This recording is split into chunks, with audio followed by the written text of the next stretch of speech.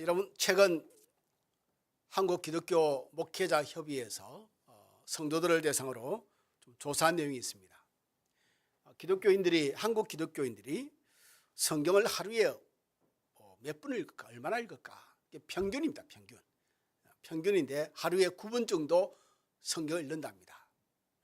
여러분 가운데는 마음속에 나는 그보다 훨씬 더 읽는데, 어떤 분은 나는 아예 안 읽는데, 많은 분이 계시겠죠. 하여튼 들어보시기 바랍니다. 이게 데이터니까요. 하루에 9분 정도 성경을 읽고 기도는 하루에 24분 정도 한다. 이게 평균이랍니다. 평균. 성경은 매일 성경 읽는 사람이 20%, 그리고 성경을 아예 읽지 않는 성도가 25%입니다. 기도하지 않는 성도는 한 22.5%가 되고 10분 이하의 기도를 하는 사람은 29.5%가 됩니다. 10분 이하의 기도는. 한국 성도들 가운데서 예수를 믿는 사람 가운데 성경을 일독이라 한 사람이 몇 명이 될까? 약 한 30%가량 정도. 10명 가운데 3명 정도가 성경을 처음부터 장세부터 계시록까지 다 읽어봤다는 것이죠. 여러분, 하루에 성경 15분 정도 읽으면 성경 1년에 일독합니다. 하루에 15분. 굉장히 어려운 시간입니다.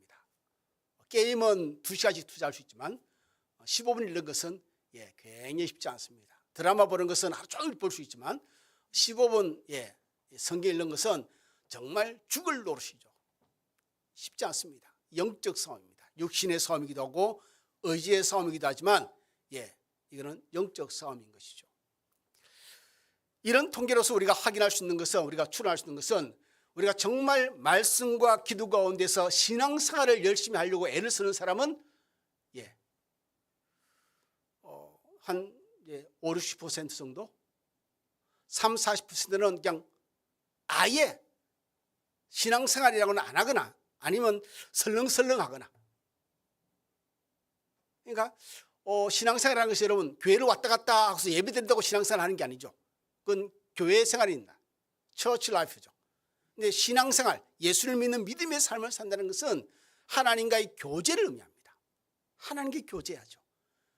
그 사람과 나 친하다고 생각하는데 그 사람과 전화도 할 수 있고, 적어도 그 사람 전화번호는 갖고 있고, 그래도 뭐 1년에 한두 번은 통화하는 정도 돼야 되지 않겠습니까? 그러니까 아예 그게 뭐 없다면은 우리가 과연 하나님과 교제하는 신앙생활을 한다고 볼 수 있을까? 그러니 교회 생활하는 사람은 꽤 많은데 신앙생활하는 사람은 그리 많지 않다라는 것이 이번에 조사를 통해 드러난 데이터를 볼 수 있는 우리가 내용이죠. 이 시대의 교회는 자꾸 그렇게 흘러가는 것이 제가 참 안타까운 게, 세상이 보기에 좋은 교회를 만들고 하는 성향을 따라가는 게 있는 것 같습니다. 그러나 우리 기독교인들은 교회나 우리의 신앙의 삶이라는 것이 하나님 보시기에 좋은, 하나님 보시기에 좋은 모습을 가지고 애를 쓰는 것이, 그게 신앙생활이고 그것이 신앙인의 바른 자세인 거죠. 하나님 보시기에 좋은 교회, 하나님 보시기에 좋은 신앙을 가지는 것. 사람마다 생각은 다르지만 우리의 생각이 성경에 집중한다면 거기에서 크게 벗어나지 않을 겁니다. 우리의 의견들이. 오늘 제가 말씀을 읽은 내용을 가지고 주제를 잡고 2020년 교회 표가 다시 복음으로, 다시 사명으로, Back to the Gospel, Back to the Mission 라고 생각할 때, 우리가 하나님이 기뻐하신 교회를 세워나간다고 하면 두 가지를 생각할 수 있겠죠. 하나는 우리의 신앙이나 이 교회가 철저하게 그 중심은 복음으로 단단히 서 있어야 된다. 하나님 말씀으로. 이 복음이 우리의 중심에서 밀려나는 순간 교회는 교회다워지지 않고 신앙인은 신앙인다워지지 않게 되겠죠. 두 번째는 나를 예수 믿게 하신 하나님의 은혜, 또한 이 교회를 세우신 하나님의 목적 때문에 맞는 삶을 살아가는 것. 교회가 교회다워지고 신앙인다워지는 것은 세움받고 그리고 만들어진 구원받은 그 목적이 맞는 삶을 사는 것이죠. 그게 옳은 쓰임이 있는 삶이 되는 것이죠. 여러분, 사도행전 1장 8절에 오면 예수께서 성천하시기 전에 제자들에게 하신 말씀이 있습니다. 성령이 너희에게 임하시면 너희가 권능을 받고 예루살렘과 온 유다와 사마리아와 땅끝까지 이르러 내 증인이 되리라. 예수님이 성취하기 직전입니다. 제자들이 500여 제자들이 있고 수많은 사람들이 있는데 거기서 말씀하시는 것이 이것입니다. 성령이 너에게 임하시면 너희가 능력을 받을 것이고 너희가 능력을 받게 되면 세상에 나가서 복음을 증거하는 나의 증인된 삶을 살게 된다고 합니다. 그러니까 성령의 임재는 교회가 세워진 목적, 또 우리가 하나님을 알게 되고 믿게 된 그 목적에 걸맞는 삶을 제대로 살아갈 수 있도록 돕는 역할이 성령이 오심의 이유이겠죠. 성령이 오신 이유가 바로 그겁니다. 우리가 예수 믿는 사람으로 잘 살아갈 수 있도록 성령이 도우시는 역할을 하는 거죠. 그래서 보혜사 성령입니다. 보혜사 성령, 나를 도우시는 하나님이신 것이죠. 그리고 이 성령은 성교의 영이라고 합니다. 우리가 사도행전을 성령이 초대교회에 처음 임하고 성령이 어떻게 복음을 이끌어 수많은 나라, 수많은 사람에게 복음을 스프레드, 확장시켜 나가는 것을 보여주는 것이 사도행전인데, 사도행전의 또 다른 닉네임이 뭐냐면 성령행전입니다. 성령행전. 그리고 성령을 다르게 불러서 성교의 영이라고 부르는 이유가 여기에 있습니다. 그러니까 성령이 임하시면 우리가 대단한 능력을 봐서 힘있게 이게 아니고, 내가 신자가 신자답게, 교회가 교회답게, 그래서 성령을 우리에게 보내주신 것이겠죠. 예수님은 세례 요한에게 세례를 받으시고 하나님의 성령이 비둘기같이 임하시는 것을 우리가 목격합니다. 그리고 하늘로서 음성이 들리죠. 이는 내 사랑하는 아들이다 라고 말합니다. 그리고 예수님은 그 길로 광야로 나가서 40일 동안 시험을 거칩니다. 그리고 끝나고 난 뒤에 갈릴리에서 복음을 증거하십니다. 회개하라, 천국이 가까웠느니라. 오늘 본문도 갈릴리에서 그렇게 시험을 거치고 난 뒤에 갈릴리에서 복음을 증거하는 도중에서의 상황입니다. 그런데 이 상황에서 예수님께서 어떤 말씀을 꺼내드냐면 이사야에 기록된 말씀을 인용하십니다. 예수님 오시기 전에 700년 전에 선포되었던 이사야를 통해서 전해진 하나님 말씀을 끄집어내서 예수께서 사용하시는 것이죠. 그 말씀이 처음에 뭐죠? 주의 성령이 내게 임하셨으니 라고 합니다. 여러분, 유대인들은 하나님 은혜를 잊어버렸고, 아니 잃어버렸고, 아니 버려버렸고, 그래서 그들은 하나님께 범죄하고 하나님의 징계를 받습니다. 그게 뭐냐면 BC 722년 그리고 BC 586년 남유대와 북이스라엘이 아시리아와 북이스라엘에서 멸망을 당하고 남유대는 바빌론으로 포로로 잡혀갑니다. 그리고 1차, 2차, 3차가 마지막 느헤미야에서 444년 마지막 포로 기한 돌아오죠. 444년, BC 444년. 그 포로 시기를 거치고 마지막 포로 기한을 하고 난 뒤에 예수님께서 오시기까지의 기간이 400에서 430년입니다. 이 기간을 좀 더 부정적으로 말씀드리면 침묵기라고 합니다. 여기에는 선지자가 없습니다. 마지막 선지자는 말라기였고 다시 새로 등장한 선지자는 세례 요한이었죠. 이 기간이 400에서 430년을 잡습니다. 그러고 난 뒤에 예수님이 등장하십니다. 예수님이 등장하시는 말씀이 이사야의 말씀을 끄집어내서 성령이 내게 임하셨으니, 그리고 하나님 말씀을 증거하는데 이제 성령이 나에게 임하셔서 너희의 삶에 직접적으로 개입하며 하나님이 일을 행할 것이다 라는 이야기를 선포하기 시작하시는 것이죠. 여러분, 우리 침묵의 이 시간을 우리가 신학에서는 신구약 중간 시대라고 합니다. 신구약 중간 시대. 수많은 일들이 벌어집니다. 수많은 상황들이 이 시기에 이제 회당도 생기고 그리고 수많은 전쟁과 사건들이 생겨나갑니다. 여러분, 이후에 등장한 예수님이 선포한 첫 메시지가 회개하라, 천국이 가까웠느니라 라고 말씀하시며 오늘 본문의 말씀을 하십니다. 주의 성령이 내게 마셨으니 이는 가난한 자에게 복음을 전하게 하시고 내게 기름을 부으시고 나를 보내사 포로된 자에게 자유를, 눈먼 자에게 다시 보게 함을 전파하며 눌린 자를 자유롭게 하고 주의 은혜의 해를 전파하게 하심이라 하였더라.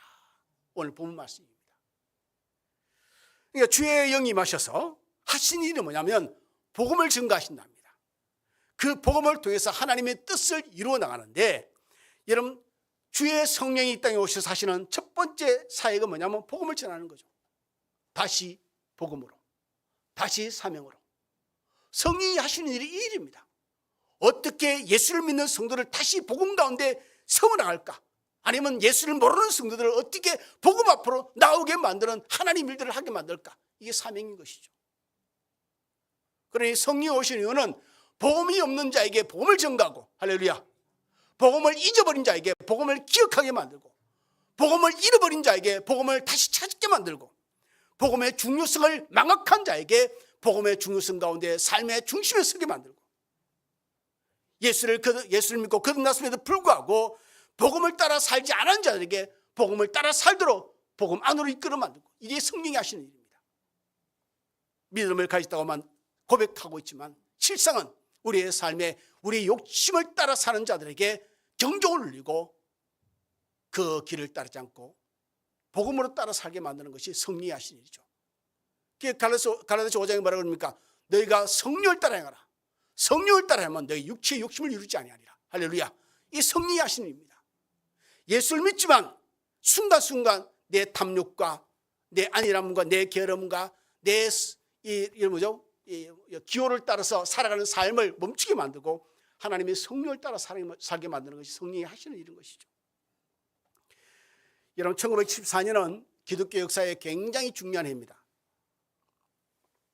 1974년 빌리그람 목사님을 중심으로 해서 스위스 로잔에서 기독교계 한 150나라에서 지도자들이 다 모입니다. 각 나라의 모든 영적 지도자들이 다 모이게 되죠. 모인 이유는 하나입니다. 기독교가 복음이 무너졌다는 겁니다. 핵심을 말씀드리면 세상과 담을 쌓은 채 교회 안에만 머무는 교회가 있고, 세상으로 나가서 복음을 전가한다지만 사회 활동만 하는 교회가 있고, 이게 밸런스가 안 맞는 거예요. 여러분, 교회의 타겟은 뭐죠? 교회의 타겟은 사회입니다. 교회 안에서는 봉사하고 우리끼리만 할렐루야 한다고 이건 교회가 아닌 것이죠. 여러분, 교회를 교회되게 하는 것이 성령이 오신 이유인데, 근데 또 어떤 교회는 그래 세상으로 나가자, 세상 나가서 그냥 사회 활동을 합니다. NGO 활동만 하고 구제사업만 하고 복음이 없어요. 그거로 스스로 자족합니다.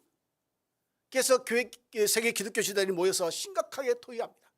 그러는 뒤에 이 로잔 언약이라 그러고 로잔 선포라고 하는 선언문이, 언약이 이런 기록이 되는데, 이걸 초안을 작성한 사람이 존 스토트 목사님입니다. 영국의 유명한 목사님이죠. 세계적인 목사님입니다.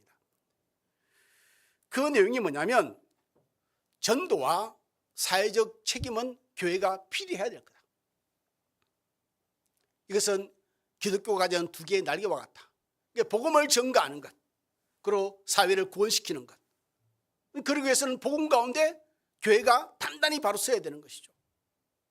그래서 선한 일을 하면서도 복음을 잃어버린 교회들, 복음을 쫀득하면서도 정말 정작 세상을 변화시켜야 할 사명을 잃어버린 교회들, 이걸 한쪽만 치우친 교회들을 두 날개를 똑바로 달자는 거죠. 복음 가운데 똑바로 서고 사명도 감당하고. 그래서 그들이 외치는 내용을 한마디로 정하면 오늘 이 말씀과 똑같습니다. 다시 복음으로, 다시 사명으로. 당시 로잔 언약, 로잔 선포는 15개의 조항이었는데, 15개의 조항을 4개로 압축하면 제가 읽어드리겠습니다. 네 가지인데, 하나는 뭐냐면 성경의 절대적 권위를 인정하자. 성경의 절대적 권위. 성경은 하나님의 영감된 살아있는 하나님 말씀입니다. 이것이 우리의 신앙의 삶의 중심이 있어야 된다. 이것이 첫 번째입니다. 두 번째가 예수 그리스도만이 우리의 유일한 구원의 길이다라는 것이죠. 예수 그리스도만이. 예수를 믿어야만 구원을 얻는다. 지금 에큐메니칼 운동이 한참이고 말이죠. 그런 단체들이 꽤 많은데, 이 에큐메니칼이 뭐냐면 종교 통합이고 사회 통합입니다. 이게 의미는 참 그럴듯하고 좋은 것 같지만, 그러나 복음주의, 소위 말하는 이반제리칼 처치, 복음주의 교회에서 볼 때는 이거는 지극히 위험하고 이단적인 요소죠. 뭐냐면 구원은 예수만을 통해서 이룰 수 있는 하나님께 나가는 유일한 길이기 때문에, 세 번째는 사회를 향해서 복음을 증가하고 사회를 감당하는 믿음의 삶을 사는 것은 사명이다. 바로 이것이죠. 네 번째가 뭐냐면 모든 성도, 목회자만이 아니고 어떤 교회 직분을 가진 자만이 아니라 예수를 믿는 모든 사람은 복음을 세상에 증거해야 할 책임과 사명이 있다. 바로 이 이야기입니다. 여러분, 예수님이 이 땅에 오셔서 우리에게 전간 복음의 첫 마디는 제가 말씀드렸지만 회개하라, 천국이 가까우니라. 우리의 기독교 신앙은 회개로부터 시작합니다. 회개를 놓치게 되면 모든 걸 잃는다 해도 과언이 아닙니다. 회개로부터 시작합니다. 누가복음 4장에 보면은 오늘 우리가 복음을 증가하고 감당해야 할 대상들에 대한 이야기가 나오는데 이렇게 말합니다. 가난한 자가 있고 포로된 자가 있고 눈먼 자가 있고 눌린 자가 있습니다. 이들은 스스로 무엇을 할 수 없는 자들입니다. 이들에게 나가서 교회는, 그리고 복음을 가진 자는 복음을 증거해서 그들에게서 자유를 선포하고 그들을 자유롭게 해서 하나님의 구원의 은혜를 얻게 하고 보게 하고, 이것이 교회가 해야 될 일이라는 것이죠. 여러분, 우리 순복음교회는 2026년에 모든 성도들이 여러분이 개개인이 아니고 여러분의 가정이 복음 앞에 바로 세워지는 한 해가 되기를 주님으로 축원드립니다. 매일매일 성경을 읽고 적어도 1년에 성경을 읽동은 할 줄 알고, 할렐루야. 성도들의 평균 기도 시간이 몇 분이라고요? 24분이요. 적어도 여기에 뒤떨어지지 않게, 나는 온종일 마음을 다해서 기도합니다. 그거는 혼자 생각이고, 따로 시간을 떼어내어서 하나님께 기도하는 시간. 밥 먹을 때 기도하고 길 갈 때 기도하고 좋죠. 너무 감사합니다. 쉬지 않고 기도하는 거죠. 그것도 중요하지만 따로 시간을 하나님과 유일하게 1대1의 대면을 하며 기도하는 시간이 24분이랍니다. 평균. 이거는 제가 볼 때는 상당히 고무적입니다. 상당히 고무적이죠. 그리고 정말 각 가정과 각 성도들이 교회가 하나님 주신 사명, 내가 구원받는 이유와 그 목적과 그 세움받은 의미를 깨닫고 거기에 합당한 삶을 살아가는 것. 여러분, 사람이 가장 멋있을 때가 언제냐면요, 자기 일에 열심히 하는 사람 보면 멋있습니다. 저는 부부들이 보면 어떤 모습을 보면 제가 굉장히 행복하냐면, 부부가 이렇게 둘이 손잡고 가는 거. 할렐루야. 여기에 손잡고 가는 부부가 있을까요? 예, 저희는 손잡고 다닙니다. 집사람은 손 잘 안 잡으려는데 저는 자꾸 손 잡으려고 그러고 이제는 좀 익숙해지고 손 잘 잡고 다닙니다. 사이가 좋은 거죠. 예. 그러니까 가족이, 모든 성도가 하나님 은혜 안에서 그 위치에 걸맞게 그의 말을 하고 그의 생각을 하고 그의 행동을 할 줄 아는 것. 아내는 아내로서, 남편은 남편으로서, 자녀는 자녀로서, 부모는 부모답게. 그러니 우리가 예수 믿는 사람은 예수 믿는 사람답게 생각과 말과 태도를 취하는 것. 이것이 하나님 보시기에 가장 보시기에 좋았더라 하시는 말씀이 아닐까. 누가복음 4장 43절에 예수께서 이렇게 말씀하십니다. 오늘 본문 그 맨 밑에 가면 있죠. 오늘 누가복음 4장인데 이렇게 말씀하십니다. 내가 다른 동네에 가서도 하나님의 나라 복음을 전하여 하리니 나는 이 일을 위해서 보내심을 받았노라. 예수님은 공생의 기간 하시는 일이 오신 목적에 집중하십니다. 그게 사명이라고 하는 겁니다. 그게 사명입니다. 그럼 나의 사명은 뭘까? 내가 가진 사명은 뭘까? 어떤 친구 기도 제목을, 2026 기도 제목을 보니까 그 기도 제목이 써 있어요. 하나님, 나를 향한 하나님의 뜻을 알고 싶습니다. 얼마나 이쁜지 몰라요. 그걸 알기 위해서 애를 써야죠. 저를 우리가 예수 믿는 사람이라면 남은 삶 동안 그 뜻에 합당하게 살기 위해서 내가 수고하고 노력하는 것은 신자의 도리라는 것이죠. 하나님의 자녀로서의 도리인 것이죠. 그러니 사람의 필요를 따라 살지 아니하고 하나님의 필요를 따라 살아갈 수 있는 신앙의 태도를 갖추는 것. 오늘 아침에 어떤 분이 오셔가지고 일부 예배 있는지 오시다고 기도해드리고 가시는데 말씀카드 뽑으래서 말씀카드 뽑았는데 그 내용이 뭐냐면 내용이 제가 풀이를 하면 다른 사람을 신경 쓰지 말랍니다. 다른 사람들 신경 쓰지 말고 그냥 자기 길을 가는 거죠. 하나님 앞에 잠잠히 기다리며 자기 길을 가는 건데, 제가 그랬습니다. 다른 사람 신경 쓰지 마세요. 세상이 어떻게 돌아가든지 예수 믿는 사람으로서 자기 길을 잘 걸어가십시오라고 이제 조언을 해주고 기도해주고 그랬는데, 여러분 우리가 삶을 살다 보면 참 신경 쓰고 해야 할 일도 많고 스케줄이 바쁩니다. 근데 우리가 예수 믿는 사람으로서 Jesus first, 예수가 첫 번째야 되지 않을까? 하나님을 믿는 믿음이 가장 우리의 삶에서 챙겨야 할 가장 중요한 스케줄이 아닐까? 우리가 소위 그런 말을 합니다. 하나님 영광 제일주의, 예수님 우선순위주의, 성령님 권능 의지주의, 이 세 가지를 이야기합니다. 하나님께 영광을 돌리는 것이 우리의 가장 중요하고, 우리의 삶에 예수님이 가장 우리의 삶의 첫 번째 두고 우리가 생각해야 할 것이고, 하나님 능력을 의지하는 것이 우리의 삶에 가장 중요한 것이고, 우리의 삶에서 수많은 일들이 쌓여있고 해야 할 일이 많지만 이것을 우리의 삶에 가져와서 정말 다시 복음 앞에 우리의 신앙을 세우는 한 해가 되기를 소망합니다. 그래서 내가 구원받은 자로서, 우리 가정이 하나님의 가정으로서 해야 할 역할을 잘 감당하고 다시 사명으로 세움받는 한 해가 되기를 주님으로 축원드립니다. 우리가 스스로 고백하고 있기를, 나는 예수를 믿습니다 라고 말한다면, 한번 이 시간 우리가 말씀 마치면서 한 번쯤 생각해 봤으면 좋겠습니다. 나는 무엇에 붙들려 살아왔는가? 나는 무엇에 붙들려 살아야 할 사람인가? 이 질문에 여러분 스스로 한번 답을 해보시고, 정말 목사의 소망은 정말 Jesus first, 예수님이 우리의 삶의 첫 번째가 되기를, 그분이 우리의 삶의 우선이고, 그분이 우리의 생각에 들어오고, 우리의 생각이 그분 안에 들어서 정말 예수님과 하나 되는 삶 가운데 복음 중심으로 하나님 내게 주신 사명을 다시 부여잡고 나아가는 한 해가 되기를 바랍니다. 다시 복음으로, 다시 사명으로. 이게 여러분 다시라는 것이 again이 아니고, 제가 영어로 하기를 back to the gospel, back to the mission입니다. 그러니까 돌아가자는 이야기입니다. return입니다. return. 다시 원래대로, 원래의 자리로 돌아가자. Return to the gospel, return to the 이런 미션입니다. again이 아니고, again을 말할 수도 괜찮겠지만 좀 더 강한 의미를 쓰기 위해서 영어로 표현할 때 back to the gospel이었습니다. 우리가 잃어버린 겁니다. 우리가 서야 할 자리에서 멀리 떠나 있는 자리가, 너무 멀리 떠나 있던 부분이 많은 것이죠. 그러니 그 자리로, 우리가 원래 있어야 할 자리로 돌아가고, 원래 취해야 할 것을 취하고, 원래 걸어갈 길을 걸어가고, 2020년은 그렇게 다시 우리의 삶과 신앙과 가정과 교회를 세우는 한 해가 되기를 주님으로 축원을 드립니다. 기도하겠습니다.